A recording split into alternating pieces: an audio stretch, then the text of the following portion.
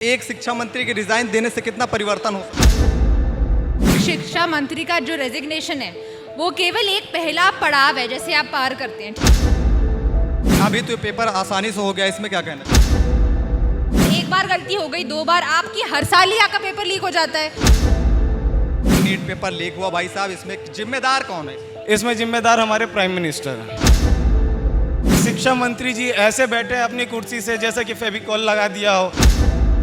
ज़्यादातर मीडिया उन्हीं लोगों को सामने लाती है जो पेड होते हैं। कांग्रेस जनता पार्टी ने देश के युवा को उसकी औकात बताई है, देश की जनता को उसकी औकात बताई है कि आप एक कॉकरोच हो। सबसे पहले तो आपने माना कि हाँ सिस्टम में खराबियां हैं, वो भगवान नहीं है, वो गलत है।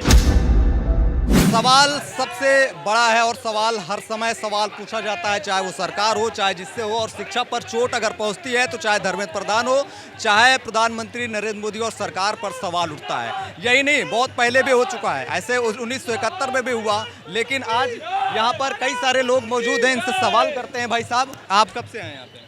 मैं 15 दिन से यहीं पे हूँ जी। तो क्या लगता है कि संसद पर ये लोग घुराव करने वाले हैं, क्या होगा? बिल्कुल, इस बार जो कांग्रेस जनता पार्टी ने देश की चेतना को जगाया है, मुझे लगता है ये संघर्ष आने वाले समय में बहुत बड़ा संघर्ष बनने वाला है। और जिस तरह से इन्होंने कांग्रेस जनता पार्टी ने देश के युवा को उसकी औकात बताई है, देश की जनता को उसकी औकात बताई है कि आप एक कॉकरोच हो। जी जी, कॉकरोच नहीं सर, सवाल तो दूसरे तरफ से भी है और लोग भी कहते हैं कि कॉकरोच तो हैं, लेकिन क्या आप कह रहे हैं कि रिज़ाइन देने से, किसी एक के रिज़ाइन देने से क्या परिवर्तन आ जाएगा? देखिए, सबसे एक बीमारी का जब आपको सॉल्यूशन निकालना है तो सबसे पहले उसका डायग्नोस करना बहुत ज़रूरी है। तो सबसे पहले हमने ये माना कि आप एक कॉकरोच हो।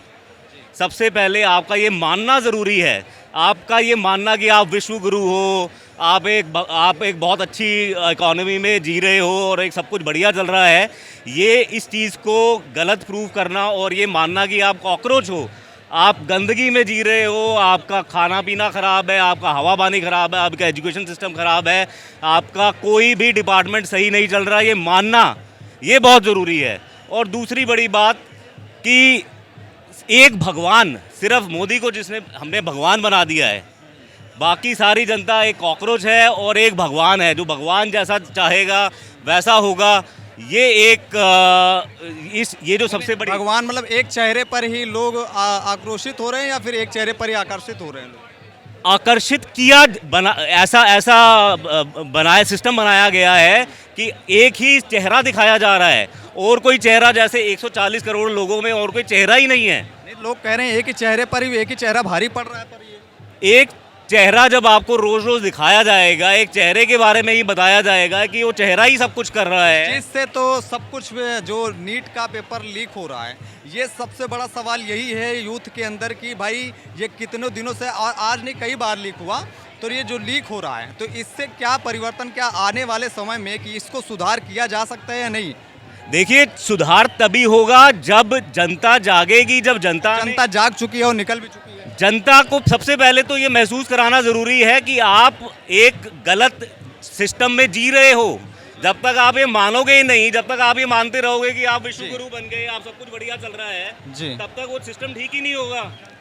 आप सबसे पहले तो आपने माना कि हाँ सिस्टम में खराबियां हैं, वो भगवान नहीं है, वो गलत है। वो चीज़ें जो मानना है वो बहुत ज़रूरी है। भगवान तो एक ही है जो सब लोग मानते हैं, भगवान तो नहीं, वो भगवान ही है जिसको आप सवाल नहीं कर सकते, वो भगवान ही है जिस चीज़ का कोई जवाब नहीं है। आपका क्या मानना है कि वो भगवान है या फिर और जो मानते हैं वो भगवान है?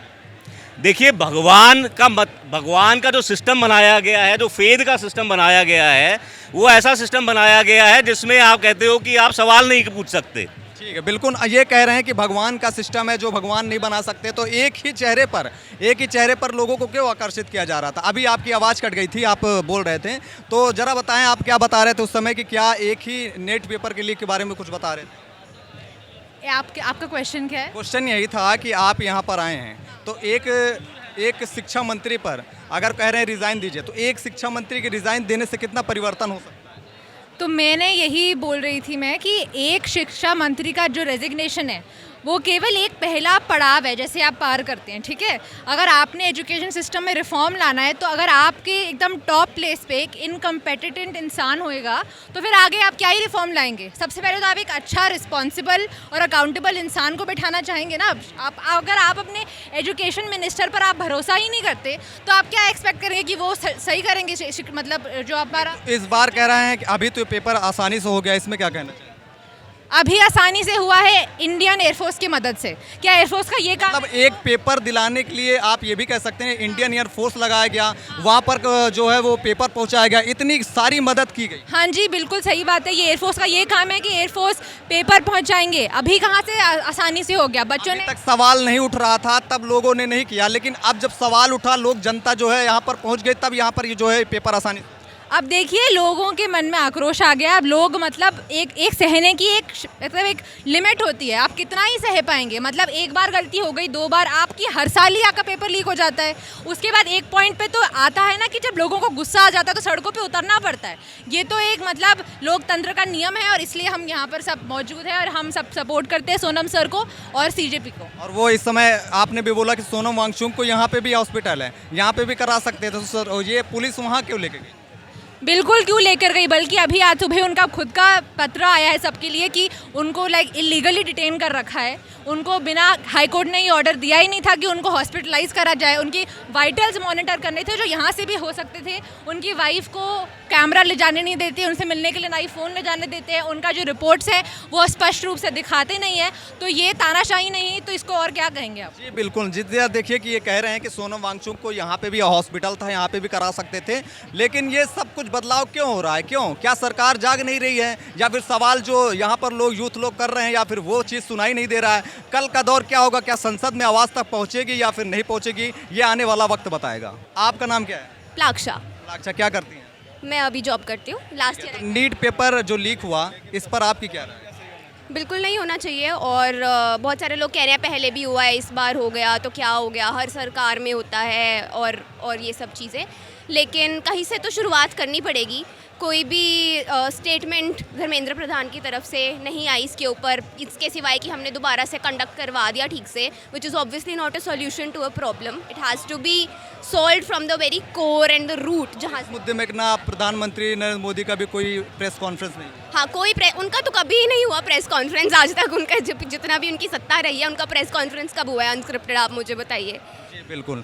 तो यहाँ पर ये कह रहे हैं कि भाई प्रेस कॉन्फ्रेंस भी नहीं हुई है प्रधानमंत्री नरेंद्र मोदी की, तो ये भी होना चाहिए था। धर्मेंद्र प्रधानमंत्री क्यों नहीं जाग रहे, कोई स्टेटमेंट नहीं आई है। तो यहाँ पर एक लोग ये भी हैं, क्या कहना चाहेंगे? क्या सर मैं कहना चाहूँगा कि प्रधानमंत्री कॉन्फ्रेंस नहीं कर रहे हैं, कोई दिक्कत नहीं है, मुझे कोई आपत्ति नहीं है प्रधानमंत्री जी नहीं कॉन्फ्रेंस कर रहे हैं। लेकिन प्रधानमंत्री जी को ये जानना चाहिए हर एक क्षेत्र पे, क्योंकि वो पूरे भारत के माई बाप के जैसे हैं, है कि नहीं है, तो उनको सबसे पूछना चाहिए, ना कि वो उनको नज़रअंदाज करना चाहिए। आज मैं देखता हूँ एक गरीब आज भी वैसे ही रिक्शा चला रहा है, लेकिन जो रिक्शा से पूछा जाए तो प्रधानमंत्री कैसे कह रहे हैं बढ़िया हैं।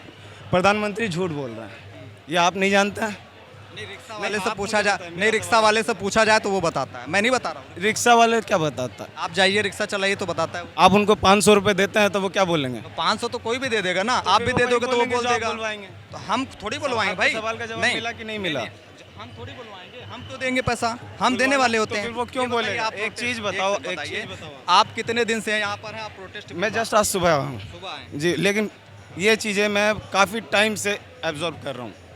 क्या है कि ज़्यादातर मीडिया उन्हीं लोगों को सामने लाती है जो पेड होते हैं, और जो मीडिया सुनना चाहती है वही वो लोग बोलते हैं।